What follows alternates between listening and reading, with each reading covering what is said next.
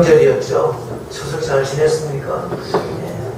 아마 추석 명절 이때만큼은 다 부모님 생각하고 효도 생각도 하시고 선물 용돈 드리면서 효도 생각하셨을 것이고 또 모처럼 만난 가족 친지들 또 믿지 않는 분들도 만나고 이렇게 하면서 그동안 살아온 삶을 또 이해하다 보면은 또 잘된 사람도 있고 못된 사람도 있고 이렇게 하면서 서로 삶이 또 비교되기도 하고 아마 그랬을 것입니다.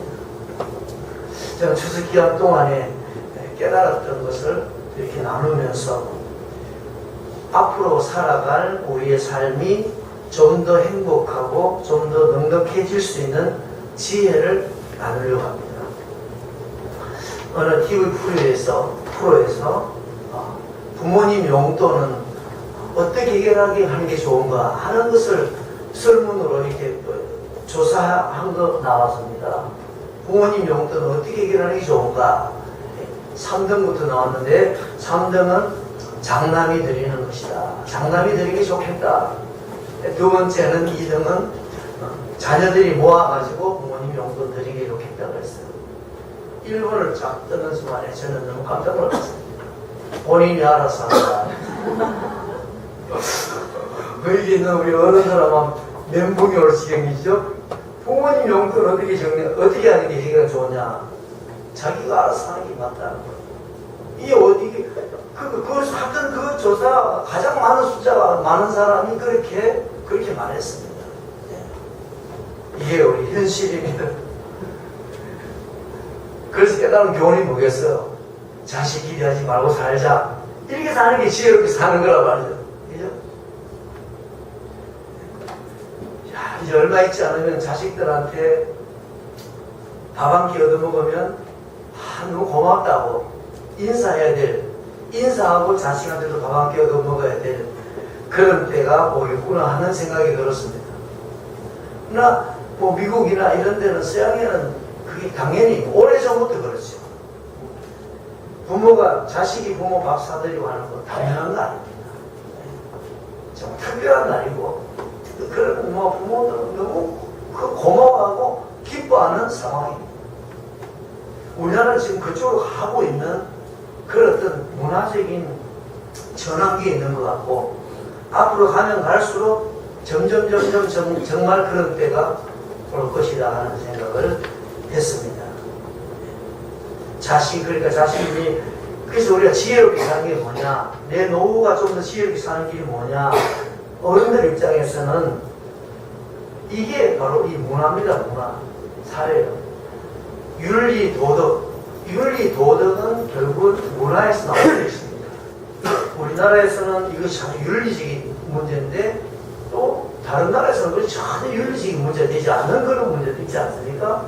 그러니까 결국은 사람이 살아가면서 만들어내는 문화, 그것이 문화고 그 문화에 맞도록 정해진 어떤 것들이 윤리 기준이 되고 도덕적인 기준이 되는 거죠. 물론 그런 것 중에는 절대로 망구불변의 진리가 있습니다. 아무리 시대가 변해도 바뀔 수 없는 진리가 있겠지만 그러나 시대가 바뀌면서 그 윤리 기준도 그리고 또 문화도 바뀌어져 가는 부분이 많이 있고 하나님 말씀 안에도 그런 부분이 있습니다. 하나님의 말씀 가운데도 하나님을 경외하는 것은 망구불변의 진리지만 그 방식에 있어서는 많은 시대를 따라서 바뀌게 적용되어 가는 것이 현실이죠. 우리나라 20, 30년 전만 하더라도 문화 너무 많이 바뀌어졌습니다. 우리 교회만 보더라도 옛날에만 교회 안에 기타도 없었어요. 교회 안에서 기타 치는 게 불가능한 때도 있었고요. 키보드, 드럼 말고도 없습니다. 상상도 할 수 없는 일이죠. 이제는 교회 드럼이 없으면 안 되는 시대가 이게 문화입니다. 옛날에는 도저히 받아들일 수 없는데 지금은 그게 다 받아들여지지 않습니까? 이게 우리 문화에 적응이 되는 것이죠. 여자분들 옷차림 더 좀 오래되고 보면은 저 익산에 가면 기업자 교회라고 해서 문화재로 사용되는 게 있습니다. 교회가 한옥으로 예쁘게 자그마하게 기역자로 딱 지어졌어요. 왜 기역자로 지어져요? 그 기역자 꼭지점 있는 부분에는 감대상이 있는 거예요. 이쪽에는 남자 자리, 이쪽에 여자 자리. 네. 그 옛날 우리 한국 초창기 한국 기독교 사인가들 보면은 이런 예배당 안에도 마룻바닥에 커튼 중간에 또 쳐져 있습니다. 지금 여자성도 쓰고 남자성도 쓰고. 지금 이래 아예 생각하는데 그게 말도 안 되는 소리인데 이거는 뭐 그 당시가 뭐 그냥 말도 안 일인데 지금 아무렇지도 않잖아요. 이런 것들이 문화입니다. 문화가 참 무서운 것이고, 그리고 우리가 살아가면서 지금은 정말 이 문화적인 변화가 뭐 너무 빨리빨리 가지 않습니까? 10년, 20년, 30년 엄청나게 빠르게 바뀌고 있는데, 우리 이 시대를 살아가면서 이 사회적인 사람들의 의식 구조, 그리고 또 문화가 얼마나 많이 달라졌는지, 변화됐는지 우리 알고 그게 적응하고 사는 것이 지혜롭게 사는 것입니다. 어른들 세대에서는 당연한 것으로 생각하십니다. 그래서 신대 세대 자녀들에게 세대도 당연히 기대도 하고 요구도 하겠지만, 그러나 그 자녀들의 마음을, 속마음을 읽어보면 그의 생각을 진심으로 이렇게 말하게 하면 전혀 당연하지 하게 여기지 않는 게 많이 있다는 사실을 알아야 됩니다. 아까 그 문제도 그런 것이 많이 됩니다. 어떻게 부모님 용돈을 어떻게 해야 되느냐. 자기가 알아서 하는 거다. 이렇게 하는 게 우리가 도저히 납득할 수 없는 일이지만, 가장 많은 사람들이 그렇게 해야 된다라고 생각을 하는 거예요. 장난친다고 하는 게 아니에요. 그게 그 생각이란 말이죠. 그걸 안 봐서는 뭐 우리 생각이나 했겠습니까? 야, 이렇구나. 어른 세대가 당연한 것으로 여기고 강요하는 것, 이거 우리가 조심해야 됩니다. 당연한 것으로 여기고 감사하지 않고 격려 한마디 하지 않고 받는 것은 이 시대를 어리석게 살아가는 거예요. 지난 월요일날 신방을 한 군데 갔었는데요, 이런저런 이야기하다가 이제 90 넘은 어머님이 계시는데, 정손자, 예, 6, 7개월 된 정손자가 이제 할머니 보러 오면 할머니가 갈 때 봉투에 돈을 넣습니다는 거예요. 2만 원이나 3만 원이나 준다는 아니라, 자, 출장 미신다고. 출장 왔다. 할머니 보러 출장 왔다고. 물론 너무 귀여워서 애들한테 뭐 용돈이라고 주면 용돈 없으니까 그 90 넘으신 분이 참 지혜롭지 않습니까? 출장비 받아가라 하면서 이렇게 돈을 2, 3만 원 딱 넣어준다는 거예요. 근데 그걸 보는 그 정손자의 그 4대 손자 됩니까? 그 엄마는 얼마나 또 즐겁겠습니까? 모든 사람들이 즐겁게 되잖아요. 우리가 객관적인 상식으로 보면은, 자녀들이 할머니를 보고 인사로 오는 것은 당연한 일입니다. 근데 그게 당연하지 않은 시대가 왔고, 그런데 할머니 입장에서는 그게 당연하다고 받아들일 만한데, 그분이 지혜롭게 느껴지는 것이 뭡니까? 당연하게 여길 만도 한데, 그 연세 많은 할머니가 또 손자한테 그렇게 재치있게, 또 유머있게, 이렇게 출장비 받아가라 하면 줬다는 거죠. 그럼 어떻게 되겠어요? 그 할머니한테 아마 더 자주 가고 싶어 할 것입니다. 예. 그 할머니에게 더 자주 인사로 가게 되실까 봐요. 결국은 그것이 자녀손들을 더 자주 만나게 되고 더 소통하게 되는 지혜로운 삶이 된다. 우리 인생을 지혜롭게 살아가는 것은 시대와 문화에 잘 적응하며 사는 것도 어른들에게 필요하다는 것입니다. 우리가 자식들 입장, 우리 자녀들 입장, 우리 자녀된 입장에 있는 분들에게 시대가 이렇게 살아라고 말하는 게 결코 아닙니다. 그것은 성경에는 부모를 공경하라, 효도하라, 그렇게 명령했기 때문에 부모님이 좋고 존경스러워가 아니라 우리가 하나님을 경외하는 자라면 하나님의 법입니다. 계명입니다. 10계명 중에 하나님과 관계된 계명 외에 첫 번째 계명은 부모를 공경하는 것입니다. 그래서 어떻게 보면 하나님을 경외하고 우상을 숭배하지 않고 이런 하나님과의 어떤 심적인 계명을 제쳐놓고 하나님을 믿는 우리가 이 땅에 살면서 해야 될 제일 첫 번째 되는 계명은 부모를 공경하는 거죠. 그리고 거기에는 하나님이 약속까지 줬어요. 그렇게 살면 내가 너에게 장수하고 땅에서 잘 되는 복을 주겠다고 말씀했습니다. 그러니 효도는 나를 위해서 하는 거예요. 내 보물이기 때문에 하는 겁니다. 부모님 맞았어. 부모님 불쌍해서 내가 안 돌봐서 누가 돌봐주나 이런 차원이 이것은 효도가 아닙니다. 그것은 동행하는 것이고 구걸하는 것입니다. 하나님의 명령을 따라서 부모님을 공경하고 효도하며 사는 것, 그것은 내 신앙적인 신앙생활이고 하나님을 경외하는 것이고 그것은 내가 복받을 삶인 줄 믿으시기 바랍니다. 그래서 하나님 믿는 자들은 부모님을 공경하고 살아야 됩니다. 부모님을 보고 부모님을 효도하면 안 돼요. 하나님을 보고 하나님의 명령에 의해서 부모님께 효도해야 됩니다. 우리가 이웃을 사랑하라, 형제를 사랑하라, 형제를 보고 형제를 사랑할 수 없어요. 하나님의 명령을 받고 형제를 사랑해야 그게 가능합니다. 하나님을 바라보고 형제를 용서할 수도 있습니다. 그래, 그 사랑을 보고 내가 용서 못합니다. 몇 번이나 할 수 있겠어요? 사랑 못합니다. 사랑할 만한 자격이 없기 때문에. 사랑할 만한 사람이 세상에 존재하지 않습니다. 그래서 우리 자녀된 입장에 있는 자들은 시대를 따라가는 게 아니라 하나님 말씀을 따라서 누가 뭐라고 할지라도 부모님을 공경하며 효도하며 사시고, 내가 어른된 입장에서는 이 시대의 흐름을 읽으면서, 자, 부모님은 성경에 그런데 성경에 뭐 이런 명령이 없어요. 부모들아 자식들한테 효도를 받아라, 자식들한테 기대고 살아라, 이런 말씀이 없다는 것도 알아야 됩니다. 효도해야 될 대상과 그 효도를 받아야 될 대상은 부모와 자식이 같지만, 그 효도라고 하는 것을 부모가 강요하고 요구하고 그걸 기대서 살아라는 말씀이 없는 것입니다. 부모된 자들은 어떻습니까? 우리가 하나님을 의지하고 하나님 바라보고 살아야 되지 자식 바라보고 살아야 됩니다. 성경은 네 자식 잘 키워서 자식 바라보고 살아라. 어떻게 자식이 잘 돼야 네가 잘 살지. 성경에 이런 말이 없고 그것은 다 우리 육체적인 생각이고 세상의 논리입니다. 그래서 우리가 성경적인 원리를 따라 살지 않고 결국 세상적인 논리에 빠져서 결국 우리가 실패하는 것입니다. 자, 구약 성경에 보면 많은 왕들이 있어서 나라를 지켜나갑니다.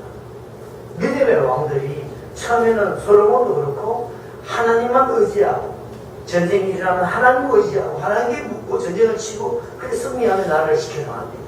근데 어느 시점이 되면 타락을 하게 됩니다. 타락이 뭐냐면 어느 시점이 되니까 위기가 오고 전쟁이 일어날 때 하나님을 의지하지 않고 이웃나라와 화친을 맺고 정략 결혼을 하고 또 돈을 주고 무기를 사오고 용병을 해서 자기가 당면한 그 전쟁을 수행해서 전쟁의 문제를 해결해 나가는 모습입니다. 그것이 실패입니다. 우리가 젊은 시절에 하나님을 믿고 하나님을 의지하며 살아오지 않았습니까? 지금까지 지내온 것 하나님의 은혜 아닙니까? 그래서 내가 자식도 기르고 자식도 잘 기르지 않았습니까? 그러면 그 나머지 그 이후도 자식이 잘된 이후에도 자식이 장성한 이후에도 여전히 자식이 어릴 때처럼 하나님을 의지하고 인생을 살아야 됩니다. 그런데 자식이 어리고 돌봐야 되고 내가 정말 감당해야 될 때 내가 하나님을 의지함으로 하나님의 은총 가운데 자식을 교육도 시키고 공부도 시키고 정말 밥 먹고 살아오면서 가운데 자식이 이제 장성해지기 시작합니다. 자식이 기댈 만한 자식이 되고 자식이 좀 훌륭하게 되고 잘 될 때부터 이 내가 바라보는 초점이 하나님에게서 자식에게로 가고, 당연히 이제 자식이 이제 나를 잘 거둬주고 나를 잘 보살펴줄 것이라고 생각하고 안심합니다. 그것이 실패입니다. 부모된 사람들에게 성경이 너는 이 자식 어떻게 잘 기르고 자식을 잘 기르면 그 다음부터는 네가 자식 기르고 살아라. 그렇게 말씀하지 않았어요. 그러니까 부모님들이 자식들한테 피눈물을 흘리고 상처를 갖고 실망하는 것은 자기 탓입니다. 내가 그 자식을 그만큼 기르기 때문에, 자식을 의지했기 때문에 그렇지. 하나님을 의지하고 사시기 바랍니다. 하나님을 바라보고 사시기 바랍니다. 자식 바라보지 말고 주님 바라보고 살아야 됩니다. 자식이 나빠서가 아닙니다. 자식에게 올인하지 말고 자식이 올인하는 거 아닙니다. 여러분, 부모가 자식에게 왜 자식이 올인할까? 당연히 눈에 넣어도 안 아픈 자식이고 어쨌든 내가 자식을 잘 키워야 될 책임이 있는 부모의 입장이고 그러기 때문이기도 하지만 혹시나 플러스 어쨌든 이 자식이 잘 돼야 그것이 내 노후 대책이기 때문에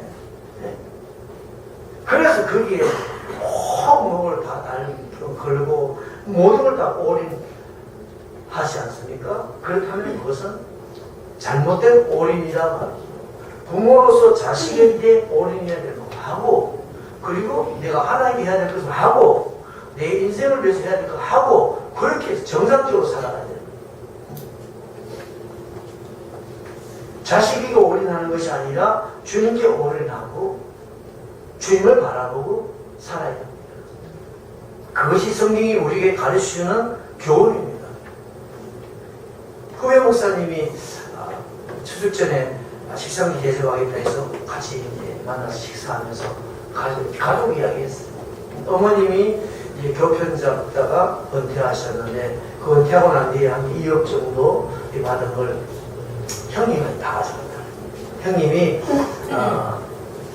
한 달에 170만 원씩인가 이렇게 용돈을 드리기로 하고 약속을 하고 자 형님이 그걸 다 가져갔는데 사업을 시작하자마자 바로 IMF 와가지고 하나도 못 드리겠다는 거예요. 네. 그리고 이제 요즘은 이야기하면 나 그 돈 안 받았다고 이야기한다는 거예요. 그래서 며느리들이나 사모님들 그럼 그 돈 어디 갔지? 네. 안 받았다는 가라는데요.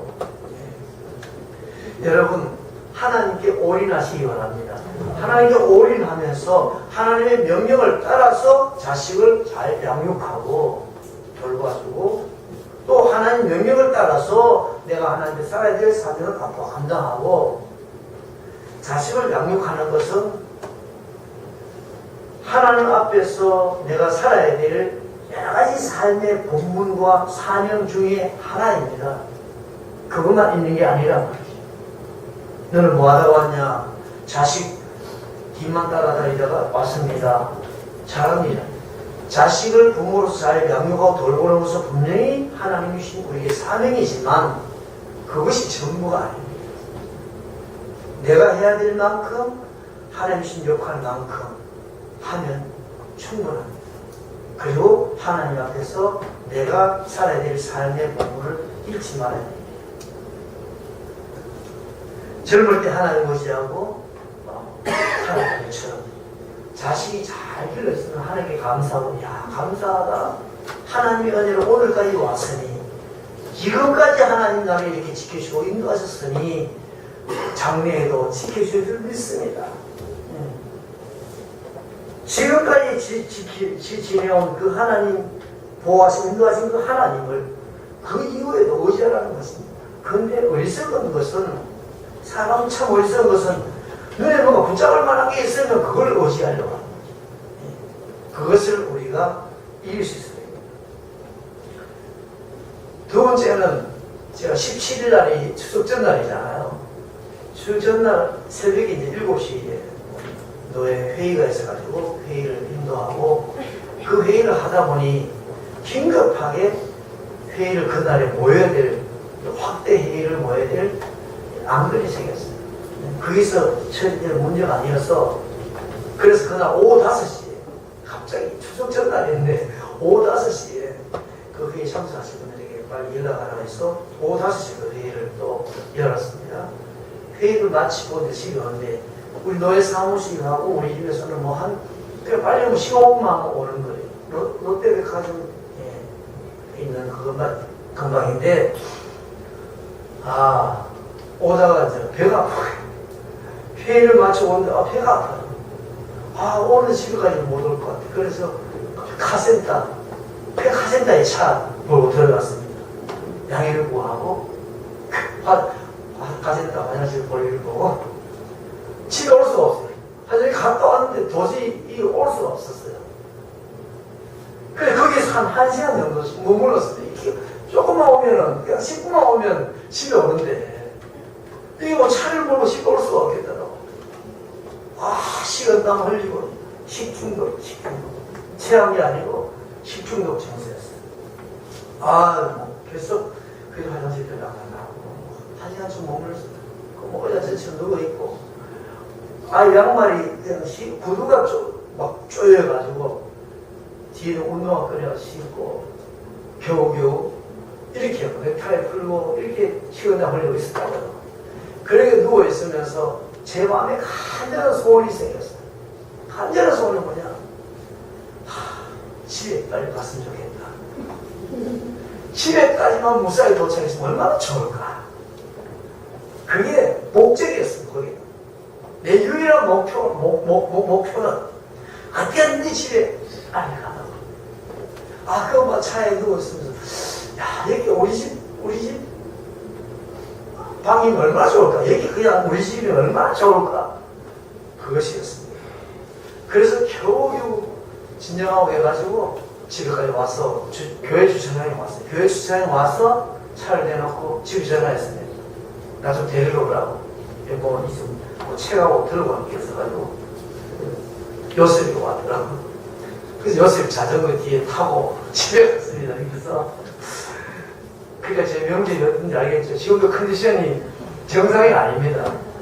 나 한동안 총회가 되는데 그런데 집에 와서 가만 누워 있으니까 생각해보니 참 내 소원이라는 게 거기서 10분만 오면 도착할 수 있는 집에 오는 게 소원이더라고요. 그래서 한 가지 깨달은 게 있었어요. 내가 간절히 원하는 것, 그것이 기본적인 것이 아닌 것이라는 그 사람 여유가 있는 사람이다. 다시 말하면 그냥 새끼 밥 먹는 것이 소원이 아니고 다른 것에 소원이 있다면 그 사람은 여유가 있는 거다. 네. 여러분 그냥 청전하고 그냥 집에 오는 거 그거는 당연한 거 아닙니까? 그걸 노력할 필요도 없고 애쓸 필요도 없고 그냥 그것은 되어지는 일인데 그게 소원이다.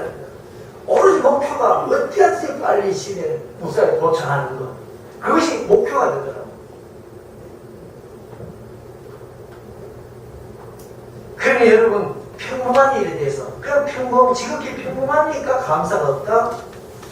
이건 누구나 다 하는 건데 이건 지극히 기본적인 것이니까 그런 것에 대해서 감사가 없다면 여유가 있는 거구나 라는 생각이 했어요.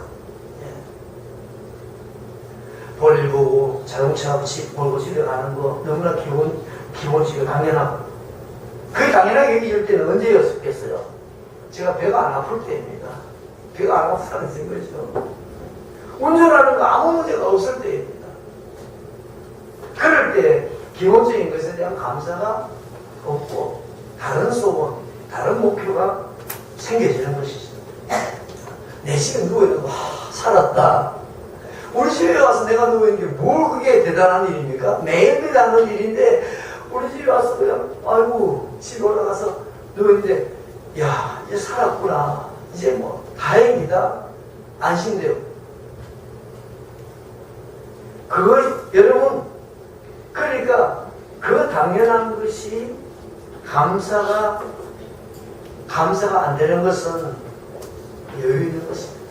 집중도 안 걸리 적고 내가 뭔가 큰 어려움에 닥치지 않은 증거지. 기본적인 일이 아닌 다른 어떤 일로 인해서 고민하고 애타하고 간절히 그런 마음 졸이는 일이 있으면 한편으로는 그래도 내가 여유가 있는 인생이구나 이렇게 생각하고 주님께 감사하시기 바랍니다. 그래서 저 꽃동네 가면 있잖아요. 얻어먹을 힘만 있어도 당신은 복 받은 거다. 야, 내가 이 얻어먹고 살아서 되겠냐? 얻어먹고 살면 당신은 여유 있는 거다. 나는 얻어먹을 힘이 없다. 얻어먹을 수가 없다. 얻어먹을 수 없는 사람이야. 야, 내가 이 감동 들고 얻어먹으러만 갈 수 있으면 얼마나 좋을까? 그러면 살 수 있지 않을까? 이랬단 말이죠. 그러니까 사람이 내가 참 고통스럽다, 불행하다고 느끼는 것은 관점에 따라서 전혀 달라지는 것입니다. 예. 어떻게 10분 거리도 안 되는 무슨 천리 말리 있어가지고 내가 고향에 한번 돌아가서 좋겠다 이건 모르겠는데, 아니 10분만 하면 딱 올 수 있는 그 집에 가는 게 소원이 될 수가 있어요. 그런 것이 소원이 아닌 인생이 내가 감사해야 될 삶입니다. 이미 내가 복을 받은 것이죠. 우리 교회 우리 성도님들 중에 보육교사 지금 자격증 딸려 가까면서 실습받고 받는 분이 몇 분 계시는데, 예, 우리 서원사님 한번 문자가 들어왔더라고요. 목사님, 이쪽에 이제 훈련받는 중이거든요. 목사님, 대박입니다. 전화 문자 확인할 시간이 없습니다. 장난이 아닙니다. 이렇게 빡세게 이제 실습하고 또 힘들고 고생한다는 거 문자 왔어요. 제가 답글을 보냈습니다. 고생하세요. 힘써 수고하세요. 그러나 얼굴은 행복해야 됩니다.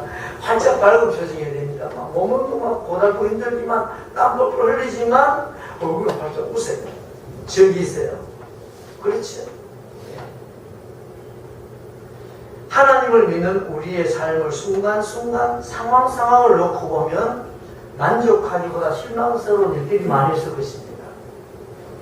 늘 불만족스러운 것이 더 많이 있을 수 있습니다. 되는 일보다도 안 되는 일이 더 많은 것 같을 수 있어요. 그러나 그 순간과 상황들을 쭉 한번 연결시켜 놓고 쭉 이어 놓고 오늘의 나를 딱 보면 주님 내 잔이 넘치나이다. 이런 고백이 나오지 않을 수가 없고, 앞으로 나의 미래를 생각해 볼 때 주님을 빼놓고는 내 인생을, 나의 내일을 생각할 수가 없겠구나 하는 생각이죠. 그러나 그런 나도 오늘 이 순간 보고 이 사건 놓고 보고 이 상황을 놓고 보면은 맨날 되는 것보다 안 되는 게 더 많은 것 같단 말이에요. 만족스러운 것보다는 뭔가 아쉽고 불만족스러운 게 더 많은 것 같은데, 그걸 쭉 이어놓고 보세요. 지금까지 지내온 주의 은혜라, 주여 내 잔이 넘치나이다 고백하게 되는 겁니다.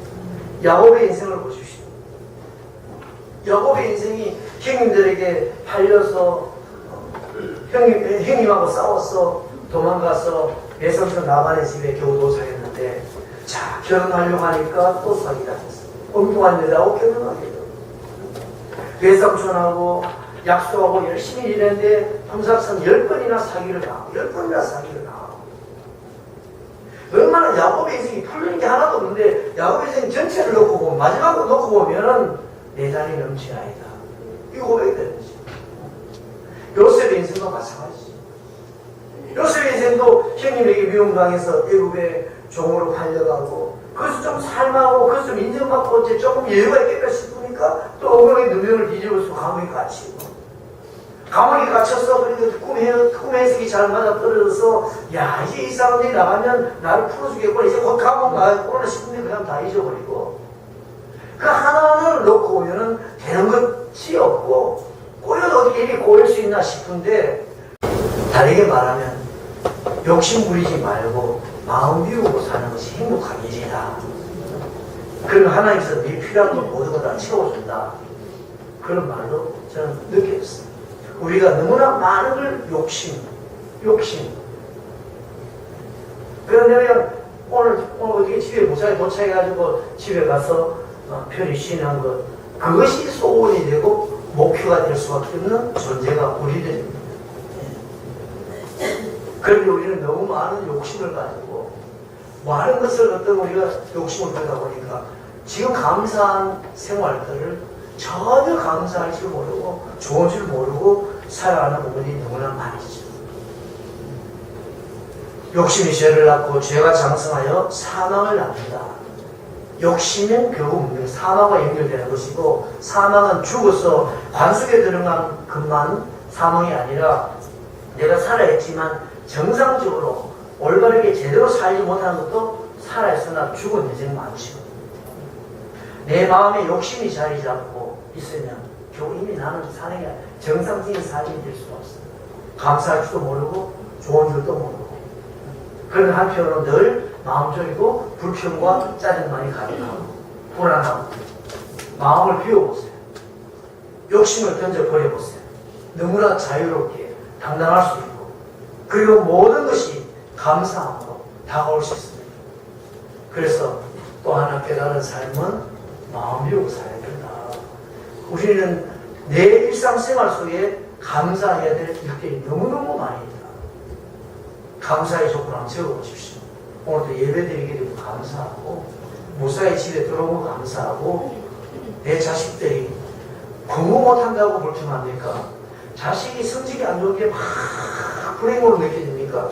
배부른 불행입니다. 그게 배부른 거란 말이죠. 내 자식이 정상적으로 말할 줄 알고 정상적으로 건강하게 생활하는 거, 그거 얼마나 감사합니까? 그 자녀들이 몸이 아프든지 아니면 어떤 장애가 있는 부모님들의 간절한 소망, 그들이 평생 간절히 소망하는 걸 우리는 이미 다 가지고 있어요. 그거에 대한 다른 사람은 평생 가슴 저리면서 기도하면서 소원하는 걸 다 가지고 있는데 우리는 전혀 그리 감사가 없다. 더 큰 소원, 더 큰 소망을 품지 말라는 게 아니라 감사해야 될 부분을 놓치지 말아야 된다는 사실. 내 자식이 좀 더 공부를 잘하고 좀 더 좋은 성적을 얻고 좀 더 좋은 학교에 들어가기를 원하는 마음을 가지지 말라는 게 아니라 그걸 가지시라는 것입니다. 그러나 성적이 좋지 못할지라도, 좋은 학교를 못 갈지라도 이 자식 자체가 얼마나 큰 감사예요. 자식이 얼마나 큰 기쁨입니까? 성적까지 따지지 않는다면.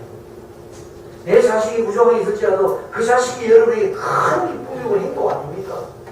그것을 잃어버려서는 안 된다는 것입니다. 그것을 잃어버리려고 하면 다른 것을 오히려 더 포기해야 된다.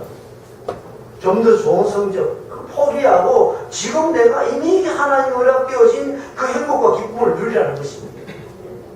지금 내게 주어진 감사, 행복 못하면서, 그거 못하면서 또 다른 욕심 부리면서 한다면 그것은 너무나 어리석게 사는 인생이라고 그러죠. 네.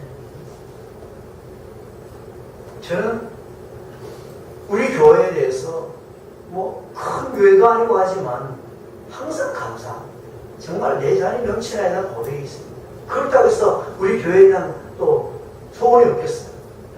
더 크게 성장하고 더 많은 일을 하고 더 우리가 이렇게 더 성숙하고 담대한 모습으로 바라는 소원 당연히 있습니다. 그러나 그것이 내가 바라는 소원, 내가 지금 원하는 것이 하나도 이루어지지 않을지라도 지금 내게 주어진 이 상태, 이것이 하나님께 감사할 수밖에 없는 존재가 되는 거죠. 남편을 향하여, 가정을 향하여, 또 자식을 향하여 많은 소원과 기대감을 가지고 하십시오. 그러나 그것이 하나도 이루어지지 않을지라도 그 자체로 여러분 감사해야 될 이유입니다. 감사해야 될 이유죠. 하루 한 달에 벌이 수입이 비록 넘지 않을지라도 감사해야 돼요. 그 자체가 얼마나 귀하고 너무나 감사해야 될 일입니다. 그리고 행복을 거기서 다 누려야 됩니다. 이번 달에 받은 월급보다 다음 달에 갑절로 늘어나면 그때 내가 행복하리라가 아니라 지금 있는 그것으로 충분히 행복할 이유가 된다는 사실을 발견할 수 있기를 바랍니다. 10분 동안 한번 건져보시기 바랍니다. 그러면 다 감사하는 것이죠. 우리 집 계단이 4층 계단에 올라가잖아요. 4층 계단 잘 올라온 것도 감사하고 감사할 일이 너무나 많습니다. 오늘 성경 볼까요? 자, 1절 읽어보겠습니다. 여호와를 의지하는 자는 시온산이 흔들리지 아니하고 영원히 승합니다. 하나님 의지하는 자는 흔들리지 않을 줄 믿으시기 바랍니다. 왜 그렇습니까? 2절 읽어봅시다. 산들이 예루살렘 들은 것 같이 여호와께서 그의 백성을 지금부터 영원까지 두르시리로다. 아멘. 자식이 나를 둘러서 내 인생이 흔들리겠지 하는 게 아니라 하나님께서 나를 영원히 둘러 보호하심으로 말미암아 내 인생이 흔들리지 않는 것입니다. 3절 읽어보겠습니다. 악인의 규가 의인들의 땅에서는 그 권세를 누리지 못하리니 이는 의인으로 하여금 죄악에서 악인의 규. 이 규는 우리 옛날 사극 보면 임금한테 나갈 때, 황제한테 나갈 때 탁 잡고 나가는 거 있죠. 그런 걸 규라고 합니다. 권세의 상징, 힘의 상징인데 이 규가 악한 자들의 어떤 힘이나 권세가 의인들의 땅, 의인들의 지경에는 권세가 누리지 못한다. 권세를 누리지 못한다. 그 영향력을 미칠 수 없다. 그런 말씀입니다.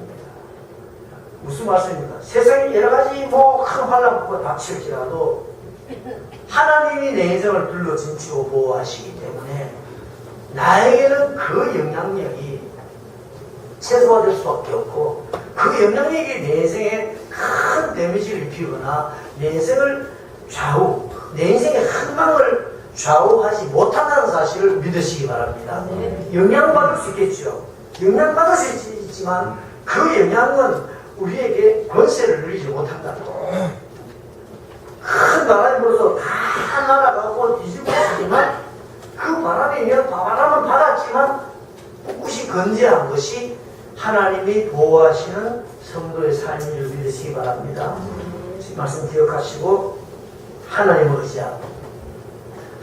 의지하고 하나님 바라보고 하나님 앞에서 내가 살아야 될 삶에 최선을 다하며 살아가시기 바랍니다. 그리고 마음을 비우기 바랍니다. 주님께서 분명히 내 입을 넓게로 내가 채우리라 이런 말도 주시고 하나님이 구하면 주신다는 하나님 축복이 약속하셨습니다. 그러나 그 전에 하나님으로 받은 은혜를 알고 하나님에게 허락하신 그 모든 상황 속에서 감사할 수 있는 그런 은혜를 회복하시기 바랍니다. 비교하지 말고 하나님이 내게 주신 그 삶의 힘량 속에서 감사할 일을 볼 수 있는 사람, 그 사람이 성숙한 성도입니다. 그리고 별거 없어요. 좋은 데 살기 때문에 감사할 것이고 나쁜 데 살기 때문에 감사하는 거 아닙니다. 내가 감사할 줄 아는 사람이 되지 못하면 아무리 좋은 곳에 갔잖아도 불평하고 짜증 부리고 살 수밖에 없어요. 그러나 내가 감사할 줄 아는 성숙한 사람, 그리고 은혜의 눈이 열린 사람, 은혜를 볼 줄 아는 사람이 되면 크고 좋은 집에 살다가 어느 날 갑자기 열악한 환경으로 찬란하게 떨어져 살지라도 거기서 그 사람은 역시 감사하고 행복해하면서 살 줄 믿으시기 바랍니다. 그러니 우리 자신이 주님 안에 살고 있어요. 모든 것이 주님께서 우리에게 허락하신 자녀요 환경입니다. 내게 만족스럽지 않다 할지라도 하나님이 주신 자식이고 하나님이 허락하신 환경입니다. 그 환경 속에서 하나님의 뜻을 발견하면서 이 환경 속에서 내가 살아갈 수 있고 지내올 수 있다는 자체가 또 하나님 주신 은혜와 힘인 줄 믿고 주님을 기뻐하면서 행복하며 살아갈 수 있기 바랍니다. 지금 내가 기대에 못 미치고 지금 내가 원하는 내 욕심에 차지 않는 것이 내가 불행한 이유가 될 수 없다는 사실입니다. 그런 일이 많이 있죠. 많이 있지만 우리는 행복해야겠어요. 될 사람, 행복할 수 있는 사람, 주님이 우리를 둘러주시고 보호하시고 그것조차도 주님께서 돌보시고 인도하시고 주신 은총이기 때문입니다. 우리가 참 기도하겠습니다.